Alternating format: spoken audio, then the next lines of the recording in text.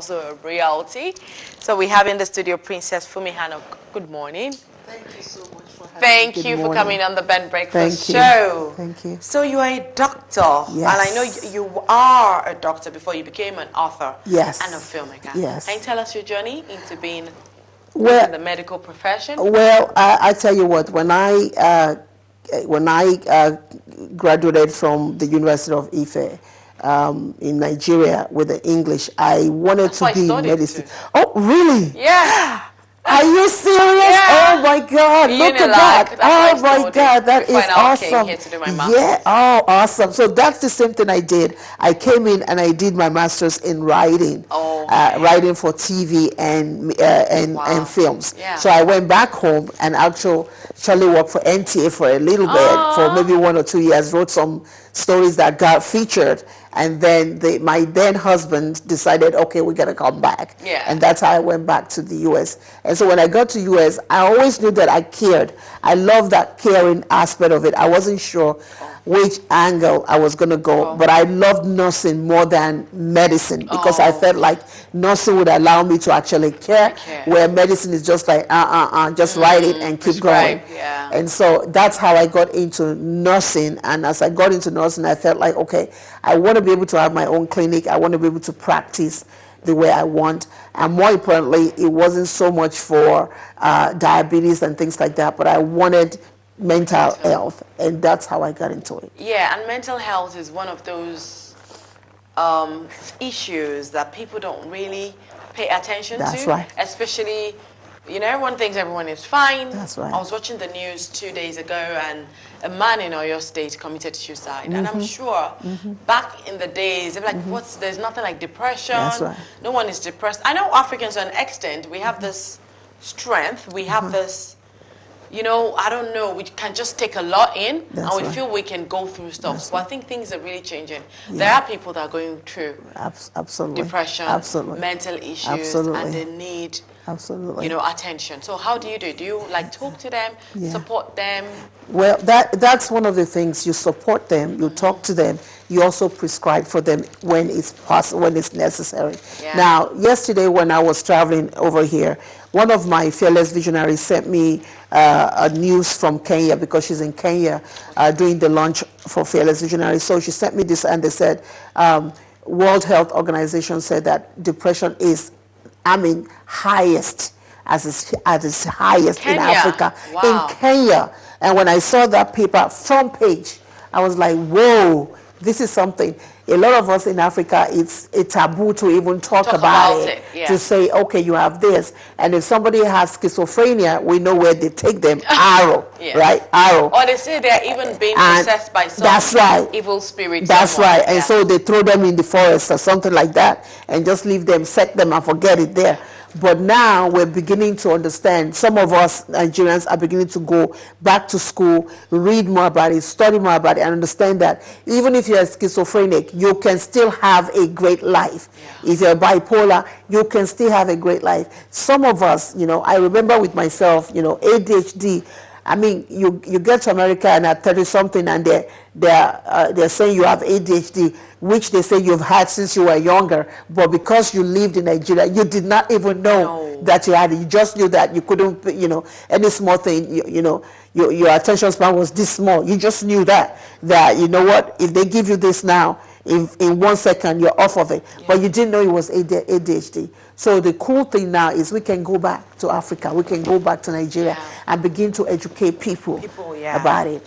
Okay, so wonderful. Tell us the author and the filmmaker aspect of, because I know you've written a lot of books. You have like 12 to 14 bestsellers already. Yes. And we're going to be talking about the latest one. Yes. But before we talk about, because I feel that being a doctor in mental health is a lot. Yeah. Trust me, it's a lot, because it goes beyond prescribing. That's right. You have the counseling, That's you have the support. Psychotherapy, everything. Exactly. That's it's ongoing. That's right. Then being an author, writing a book, it's a lot. Yeah. Because it's a project you start. Sometimes it's like, oh, let me drop it. Let me write it. So sometimes you go back again and it's like, oh, when am I going to finish this? You've been there, exactly. So being a doctor, which is really tedious, being an author, before we even talk about the filmmaking, how have you been able to juggle those two? Well, here's the thing. Writing have always been something that I used to release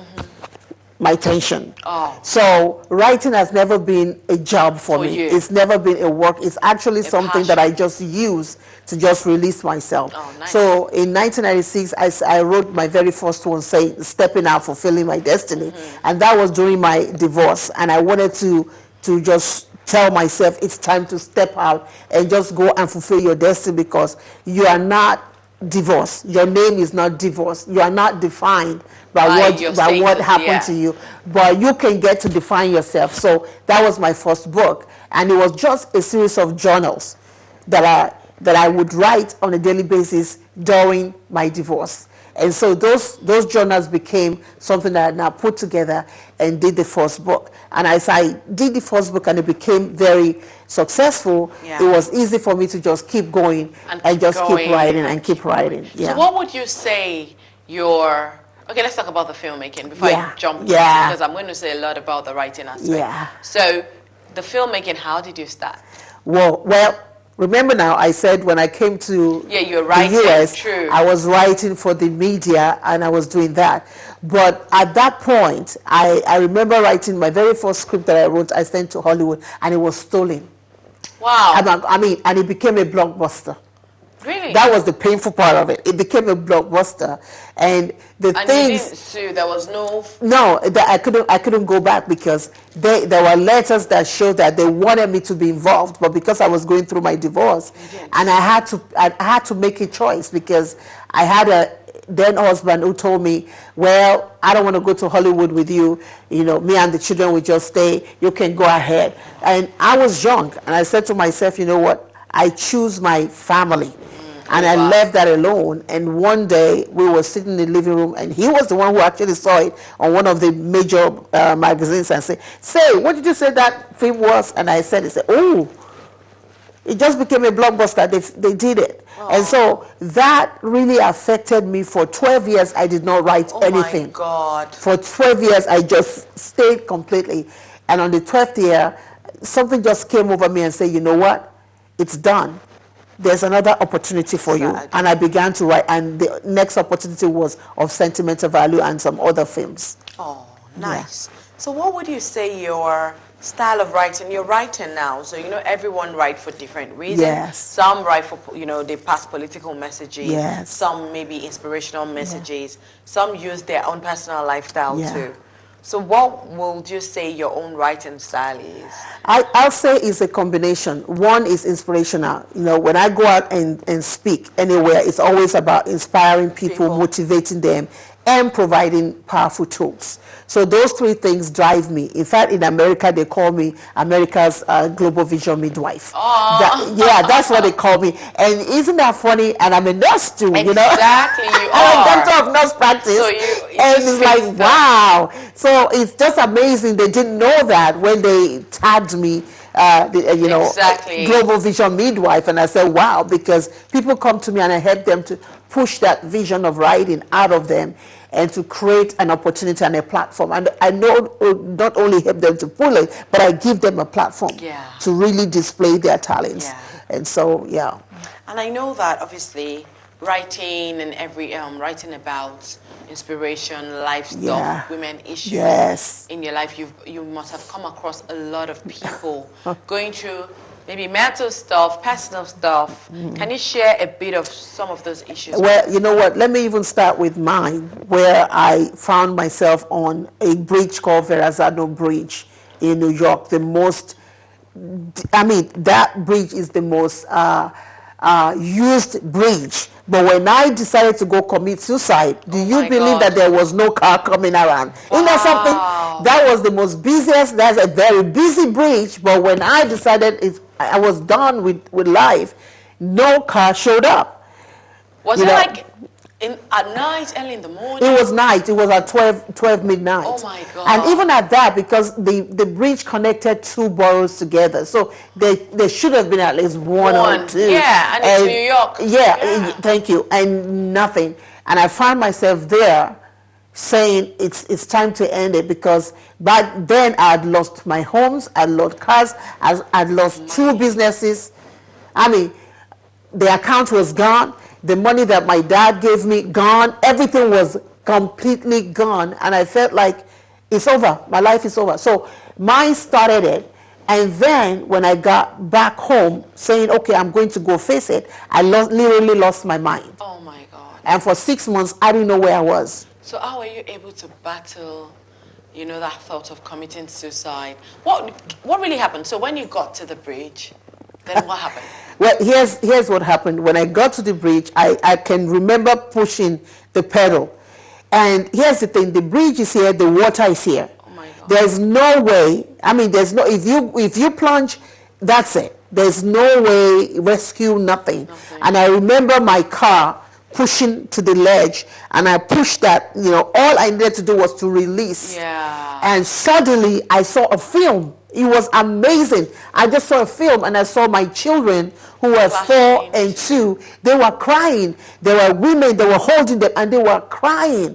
And I heard, is this the legacy of suicide that you want to leave behind? Do you want to leave it? Do you want them to always say to themselves, they were not good enough? Yeah, because mommy would have stayed if they were, if not for anything. Exactly. And so for me, I had to turn back and say, okay, I just, you know, released, and I went back and said, okay, I have to face this. There's no way around this. I have to face this. So when I got home and they found out that I'd lost more stuff, oh my God. I just snapped. Yeah. I snapped. Yeah, because... And I tell you, 6 months later when I came back, I would never forget it. Somebody, I don't know, one of the sisters put me in white. I was in a white gown. And I would never forget I was in a chair rocking like this. Wow. So when I came through, the only thing I could remember was, where are my children? Where are my children? And they said, well, we're taking care of your children. So those were the things that led me to say. So after the suicide, yeah, they had to take you for, is it rehabilitation or? No, I would say it's God. To tell you the truth, I would really, literally say it is God. Well, I did go back, you know, I went back for therapy. I went back to counseling, you know, but it was something that I did in the secret. I just did it behind and said, well, once I came out, I said, nobody's ever going to put me in this position again, that I will lose my mind. Yeah. Nobody is ever. So I came through and I said, wait a minute now. You lost your mind over a man? Yeah. No. Yeah. This is not acceptable. So for me, it seems like that draws other women that are not going through, even without them knowing my background, there's a synergy that it draws women like that. So a lot of women that I've been seeing, I mean, just like the ones I was telling you, like our latest ones, Fearless Visionaries, 18 women with powerful stories. You have one that was gang raped by 8 men. Just in Nigeria? No, in America. Oh my God. She's an American. Wow. She's actually on her way here too now. She's going to be one of those that will be speaking here. And so she was gang raped. And not only that, from 9 all the way, 9, maybe 3 or 9, all the way up. Oh.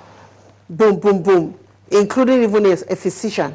Oh my God. All right. Who you just take your child to do something now. The physician put her to sleep and did this thing. Oh God. People are sick. So you have someone like that.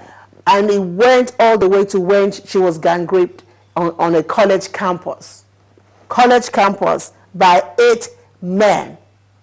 All right. So you have that. You have one who is a Nigerian that happened in Nigeria. Uncle impregnated her. Oh. And the uncle is a medical doctor. So guess what he did? He's going to remove the baby. Took her to go and remove.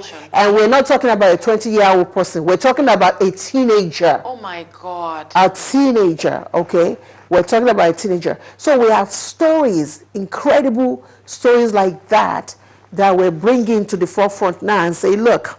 These things are happening. Yeah. And people should be bold enough to come out and share the story. we target tear the veil. You know, hashtag tear the veil. Yeah. Tear the veil about who you are so that you can have freedom. One of them finally told us as a teenager, she too experienced domestic violence, and I mean, with a gun to her head. Wow. As a teenager by a boyfriend, American. As a teenager with gun to our head. All right. So these are the secrets that we women are sitting on. And we're just so scared to come out and talk exactly. about it. We're sitting on it and we're hurting so badly, and we're transferring it. It becomes a generational cause because we're transferring it to the girls, the next girls. That's right. We transfer it. And suddenly they too get molested. Yeah, and they keep quiet. And they keep quiet too. Because mommy hasn't taught them how to speak up. Exactly. So I think it's time, with all the movements that are going on now, it is time that women get up and speak. Speak about whatever you've been going through, and speak even to your kids. That's right.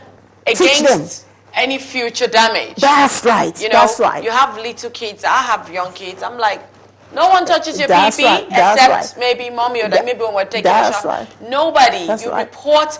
Don't do. You know, I'm already putting it in their brain. Which is good, because some people, there's a school of thought that felt like, oh, the kids are too small. Why would you tell them? I said, look, no, we need to. You know, the perpetrators. They can do it. I mean, can prey on a 3-year-old. 3-year-old is even too small, because 3-year-old. No, there was one that was featured on the news in America. This is a father, a Caucasian father, who molested the son. Guess what age is the son? You will never get this. 1. You will never get this. 2-month-old. He messed up that genital area. They had to airlift that baby to one of our hospitals, and they're still looking for him now. And I said, where is the mother? You need to take that mother too. Yeah. I'm sorry. Yeah. Because she cannot say that she did not, before she even had that baby, there were signs and clues.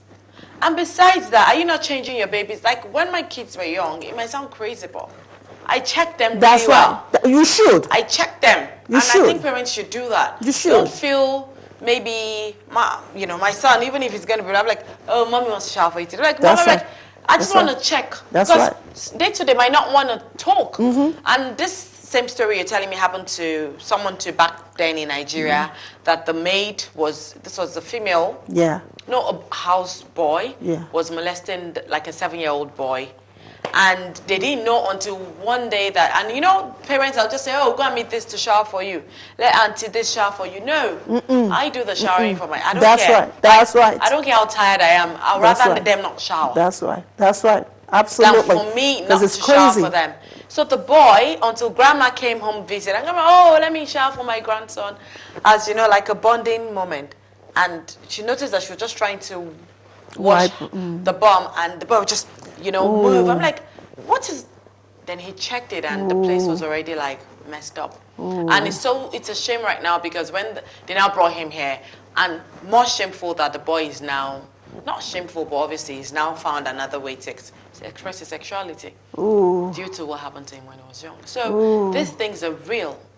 Tell us about your book. The new book. Fearless Visionary is a group of 18 women that I was very strategic in picking them, because a lot of women came, but I felt drawn to, maybe because there's this artistic part of me as a movie maker, felt drawn to specific stories that I felt like, wow, they could be stories that people would want to really see as a movie or something like that. And so these women came with stories of bullying in school. I mean, just so many stories.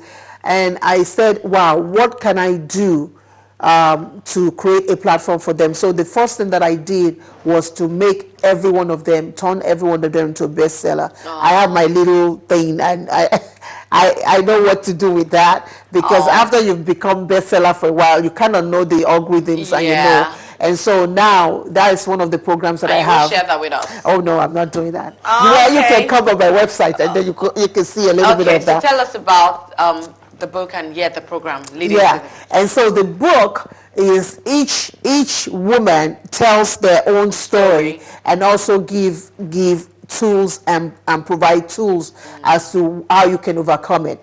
Onyinye is one of them. Onyinye is a Chukwu Emira, and she's in Canada. She's the one that the uncle molested. And even up until last week, she was being threatened.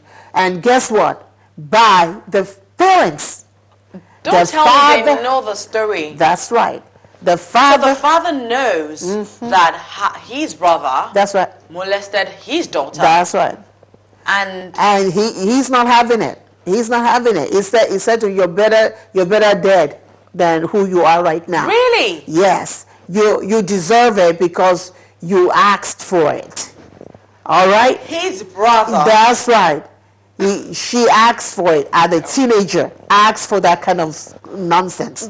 You know, the sister is talking, the mother is talking. So it's just like... So they're telling her to keep quiet and not talk about and they're saying she's not their daughter anymore and things like that. So you have someone like that. Then you have Erica, who is American, who was gang raped. So this thing... It goes across. He doesn't know religion. He doesn't know culture. He doesn't know tradition. He doesn't even know the state or the country or the code that you're in. So you have 8 men sitting on top of a girl and raping. And guess what? Just raping that girl.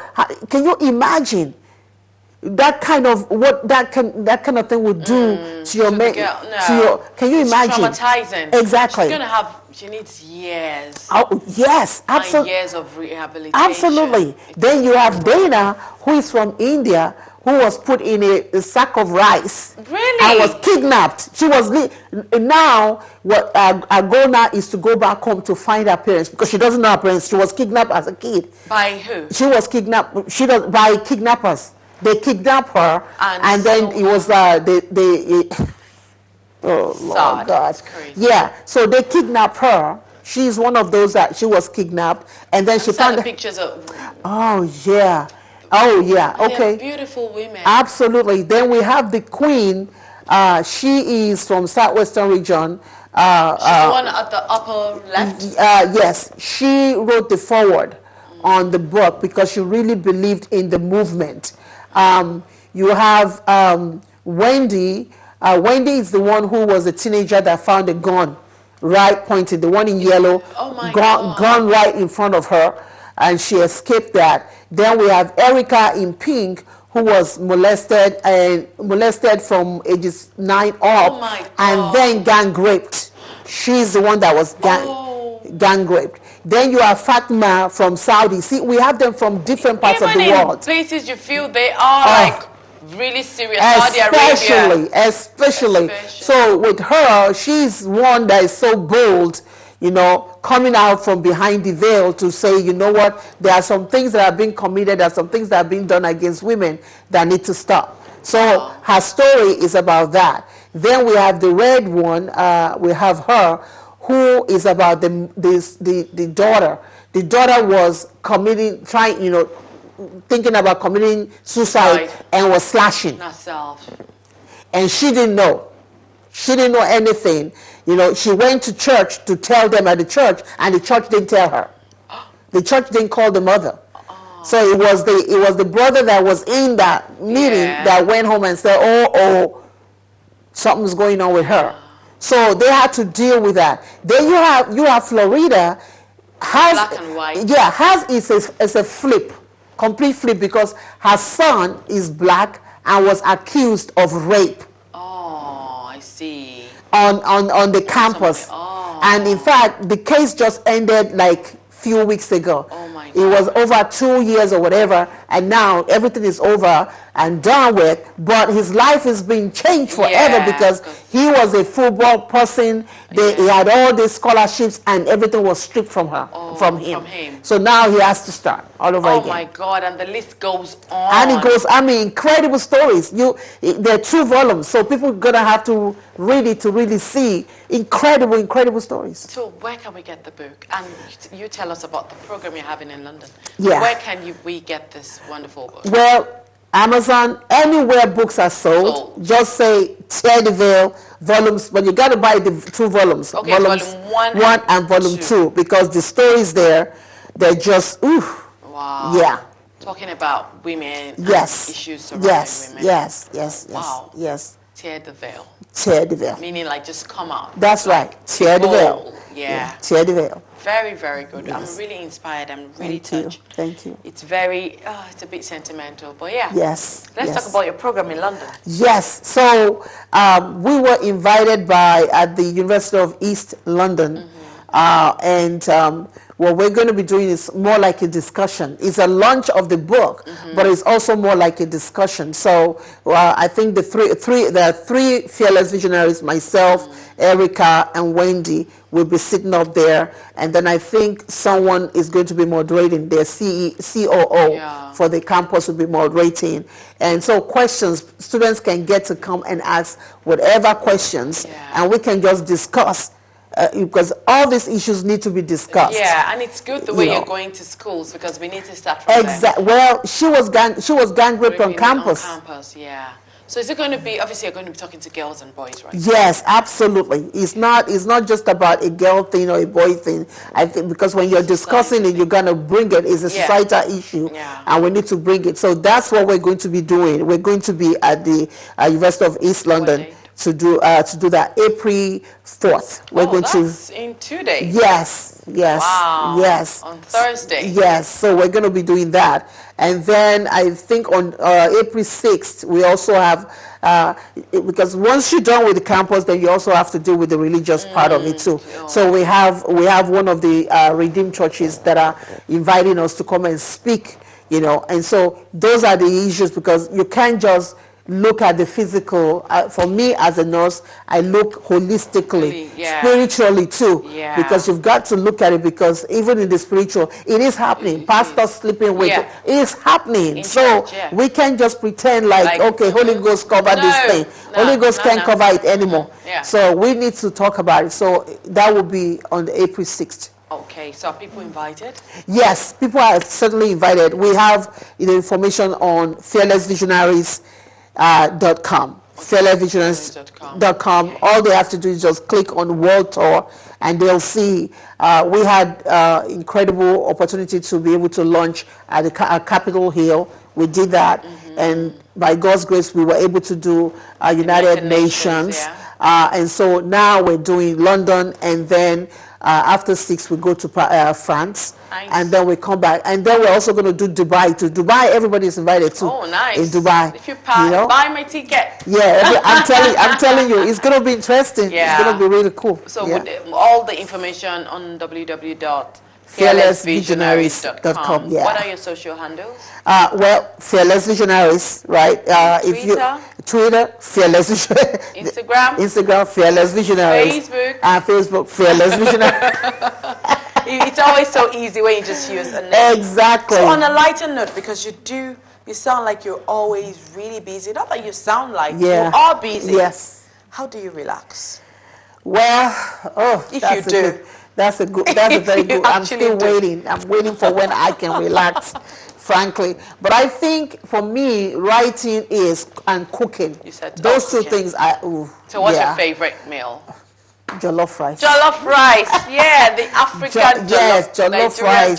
And then take that beef and assorted meat and wrap it all in red sauce, spicy sauce. I'm very spicy. Oh, it smells spicy. Oh, nice. You sound like a good cook. Which I'm going to do. I actually ordered it. I ordered it from while I was back in America. But you're going to get a lot here in London. Oh, I ordered it already. So it's supposed to be getting to my place by 1 p.m. today. Oh, nice. So you're eating alone. Am I invited? Oh, yes, you are. Because I bought a big pot. Oh, nice. Yes. London too is like, at least to an extent. Yeah. London feels a bit more close to home. Yes. So you get all the. Tell me about it. Any local food? There's another thing called ayamashe. I don't know if you know. Oh, yeah. Ayamashe stew, really spicy. So they make it with green peppers and scotch bonnet, all the spice. They give, all those designer rice stew. They do something like that. Brown stew. How do you get that? Where did you order the jollof from? So I can ask her to do it. Ayamashe. Ayamashe. Oh. But once you order, send mine for giving you the. Yes. It's really nice. Wow. You will love that with white rice. Does it look like one of the rice? It's like that pepper that we use, not the smooth pepper. Those pepper they use for vegetables. Uh-huh. But they use green pepper. green pepper and a bit of red pepper. Now there's a kind of soup like that in Nigeria. It's called designer stew, but our own is brown. They use dried pepper. The one in Nigeria, I don't know. I can't remember the name of that pepper now. But that one that they use in Nigeria, that they sell locally with white rice. And with boiled eggs and little chunks of beef and plantain and beans. Oh, I want to go home. I can't wait to go home. So it says, then the last one, obviously, on the more lighter note now, there's always this thing about Ghana jollof rice and Nigerian jollof rice. I don't know. What do you think? Well, okay, so I tasted both. Yeah. I'm sorry. Hands down, Hands Nigeria. down, Nigeria. I don't know about anybody, because when I tasted the Ghanaian one, it was like, no. Hope the Ghanaians are listening. Nigerian jollof all the way. Thank you so much, Princess. Thank we didn't even talk about the royal. You want to talk anything about your royal family? Well, I was born in the southwestern region of Nigeria, and my parents and family have ruled that area since the 1280s. Oh.